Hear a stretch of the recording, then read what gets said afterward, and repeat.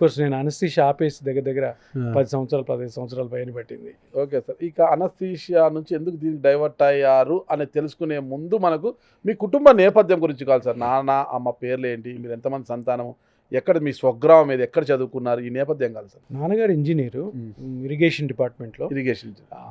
నాన్నగారు చదివిందేమో వరంగల్లో ఆ కాలంలో, ఓకే. ఇప్పుడు NIT అయింది కదా, ఆయన బీటెక్ స్టూడెంట్ అప్పుడు ఆ కాలంలో. అప్పట్లోనే. తర్వాత ఎక్కువ సర్వీస్ శ్రీశైలంలో చేశారు. సో మేము మా ఊహ తెలిసేసరికి మేము శ్రీశైలంలో ఉన్నాం. ఫాదర్కి ట్రాన్స్ఫర్స్ ఎక్కువ అవుతుండేవి. సో ఆల్ ఓవర్ ఆంధ్రప్రదేశ్ అంతా తిరిగారు. అప్పుడు ఆంధ్రప్రదేశ్, తెలంగాణ. శ్రీశైలం ప్రాజెక్ట్ చేసేవారేమో. శ్రీశైలం ప్రాజెక్ట్లోనే ఎక్కువ సంవత్సరాలు. మా ఊహ తెలిసింది శ్రీశైలం ప్రాజెక్టే. అక్కడే స్కూలింగ్ అయింది. మళ్ళీ మెడిసిన్లో సీట్ ఏమో కర్నూలు మెడికల్ కాలేజ్ వచ్చింది. కర్నూలు మెడికల్ కాలేజ్ని MD చేశాను.